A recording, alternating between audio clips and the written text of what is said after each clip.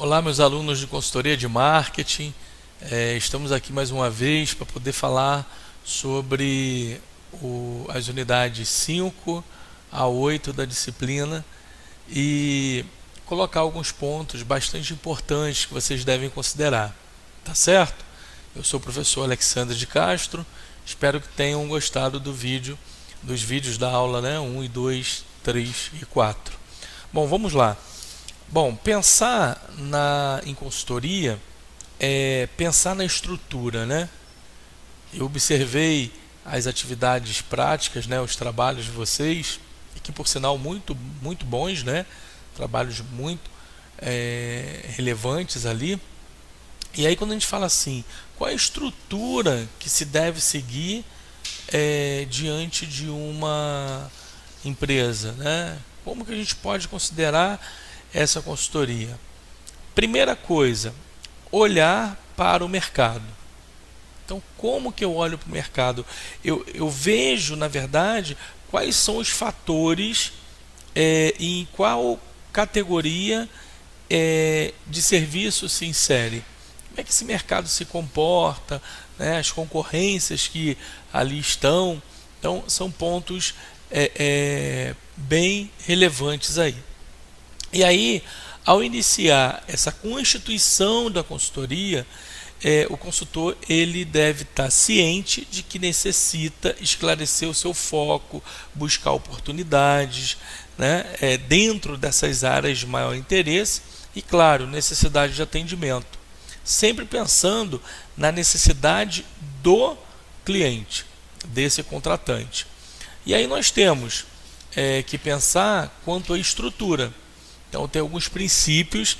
Se vocês olharem lá na unidade 5, na figura número 1, vocês vão ver que eu tenho atitudes em comum aos tipos de estrutura de consultoria.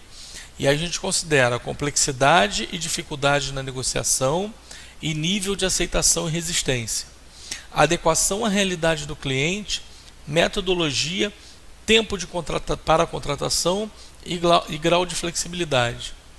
Tudo isso eu preciso pensar. Não adianta querer trabalhar uma estrutura sem considerar esses princípios, né? Ou seja, eu preciso trabalhar realmente esses fatores, independentemente do tipo de consultoria, né, que for utilizar. E aí, dentro dessa compreensão, nós temos dois pontos, né, duas estruturas: a consultoria de pacote e a consultoria artesanal. E como é que funciona isso? Por exemplo, a de pacote é conduzida, né, aos clientes, no caso, quando a gente fala clientes, a própria empresa, e executada por meio de estruturas metodológicas e de técnicas administrativas. Não há uma preocupação em adequar o modelo estruturado ao contexto real, ou seja, na prática. E aí a gente precisa pensar sempre, independente do tipo de consultoria, nós consideraremos características de contratação. E aí, quais são os aspectos principais? Contratado pela média, pela alta administração, a negociação é rápida, é demorada, não é? Há resistência, não tem? Desenvolvimento, quem vai desenvolver, como é que funciona também a negociação e como funciona essa resistência e a própria implementação. Então, independente das características que forem utilizadas, eu preciso considerar aspectos principais, né? Pensando até nessa ideia da consultoria artesanal, agora ela vai ser conduzida e executada, né, com embasamento em atender as necessidades do cliente, utilizando metodologias e técnicas administrativas, porém com flexibilidade, adequando-se às solicitações dos clientes. Então, a diferença é o seguinte, que eu tenho uma preocupação em adequar-me ao cliente quando eu trabalho com a consultoria artesanal. Quando eu trabalho com a consultoria de pacote, não há essa preocupação, tá? As características, contratação, desenvolvimento, implementação, sempre seguindo também os aspectos principais, observando vantagens e precauções ou possíveis desvantagens que eu observe aí. Tá legal? Bom, em seguida no capítulo 6 a gente trabalha com a amplitude de consultoria. Como é que funciona isso? Primeiro, eu preciso constituir essa amplitude. E de que forma nós podemos constituir isso? Primeiro, eu preciso compreender o papel que está em minhas mãos como consultor e conseguir dimensionar ações, capacidade. Então é de suma importância que avalie essa ampliação e as características que vão contribuir. Então, primeiro, os fatores que eu preciso considerar nessa decisão, priorizar o que deve de fato ser o meu foco. Então, pensando nisso, no momento dessa amplitude, também preciso considerar contratação, desenvolvimento, implementação e os aspectos principais que cabem a cada um deles. Pensar que os consultores devem atentar para um tipo de amplitude e, sobretudo, os aspectos que geram vantagens e aqueles que geram também as necessidades de precaução. Dentro disso, nós temos um modelo de sustentação que fala de uma consultoria especializada.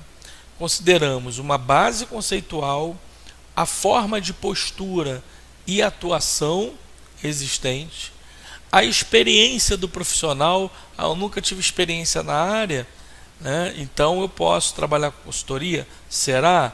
Acredito que não. E conhecimento e metodologias e técnicas também a serem utilizadas. Então é importante que tenhamos essa ideia quando a gente trata de uma consultoria especializada. Na consultoria total, eu tenho um consultor que vai atuar em diversas áreas e pode ser alocado em diferentes atividades dentro de um serviço prestado para um cliente, a empresa. Também considerando características, contratação, desenvolvimento, implementação e os aspectos principais que estas possuem.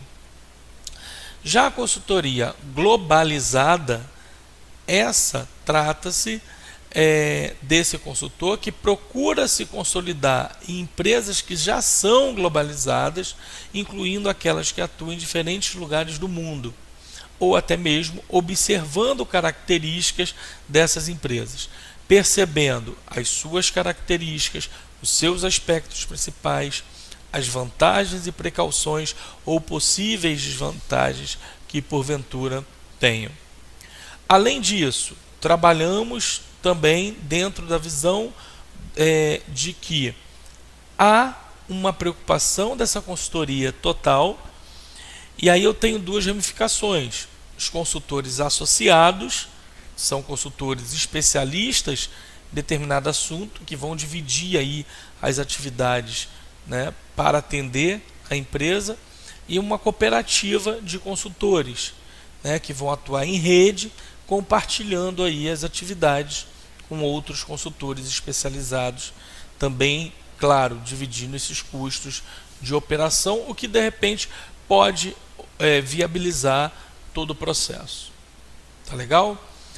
Bom, nas unidades 7 e 8, nós temos principalmente a questão da faixa de preço. É a grande dúvida. Como cobrar, quando cobrar, de que forma que eu vou cobrar. Então a gente acaba pensando o seguinte, que eu posso pensar na demanda de mercado. Então a demanda de mercado exige que o consultor assuma uma posição dentro de uma faixa. De que maneira? O que eu vou considerar para poder trabalhar isso? Por exemplo, dia de consultoria em loco, ou seja, eu vou lá no local e trabalho isso. Dia de consultoria externa, né, palestra principal, né, oficina que eu vou trabalhar com outros indivíduos, né, cada coisa que eu determino tem um valor. Se eu falar assim, por exemplo, eu preciso fazer um redesenho ou uma reorganização, uma reestruturação da empresa, como isso vai me impactar? Qual é o tempo que vai demandar? Na verdade, todo o grau de exigência. O custo ele precisa ser considerado através desses pontos. O planejamento estratégico ele vai assumir, né, uma precedência sobre o que o mercado pode aceitar ou não, quando eu escolho honorários segundo essa demanda do mercado. Então eu posso pensar numa estratégia de posicionamento e atividade 1, honorários, atividade 2, honorários, atividade 3, honorários, atividade 4, honorários e no final um preço do trabalho. Estabelecer horas é pensar qual é o gasto, qual o custo que eu tenho no total da operação. Eu preciso terceirizar alguma coisa, eu não preciso, e a partir daí você define. Esse preço, claro, ele pode refletir uma atividade de diferentes formas, né? Eu preciso pensar na definição dessa estrutura de preço e alguns pontos que nós consideramos lá no capítulo 7. Por exemplo, há uma tendência a ser restrito por faixa. Você está ajudando o potencial cliente a fazer comparações aí com base em atividade e abrindo porta para pesquisas de preços com essa base em honorários, né, em vez de se concentrar num acordo conceitual. Há uma tendência a cobrar o que quer que o mercado aceite. Será que é o que vale? Será o que realmente é justo? Para mais ou para menos? Isso vai depender muito dessa análise. É muito fácil, né, ser posicionado pelo próprio mercado, mas será que eu preciso considerar apenas esse mercado? Então são pontos que a gente precisa considerar. Por quê? Porque o sistema de estruturação de preço, ele, baseado em demanda, é um pouco superior ao método, né, simplesmente de uma fórmula baseado em necessidades de renda. A demanda é que conta muito. E a fórmula, né, a fórmula de valor, os segredos, né, para receber honorários elevados, né, muita gente no processo de consultoria cobra muito, mas principalmente criar uma percepção de valor. Eu quero aquele cara. Então, quando eu contrato, por exemplo, o Bernardinho para poder trabalhar uma palestra, o professor Mário Persona, são nomes que estão no mercado. Quanto que vão cobrar? Qual a percepção de valor? Por que eu cobro? Por que eu contrato, né, esse ou aquele consultor? O que ele tem a oferecer? Basear os honorários no valor percebido pelo cliente, né, sobre a sua assistência. O cliente acha que eu sou um especialista nessa área, ele buscou, eu tenho desenvolvimento, então como eu trabalho direcionado para isso? Pedir o honorário, né? Porque às vezes a gente fala, mas eu vou pedir tanto e tal, como é que eu trabalho isso? Não importa, eu preciso pensar justamente que se eu tenho essa ideia de percepção de valor, então eu vou cobrar isso para o meu cliente. Então é pensar o seguinte, né, que trabalhar e estabelecer honorários baseados em valor é necessário cumprir algumas condições. Vamos ver, a primeira delas, nunca dá um preço antes de estar preparado para fazê-lo, mesmo que você seja pressionado. Você deve estar disposto, né, a viver, né, com ambiguidade.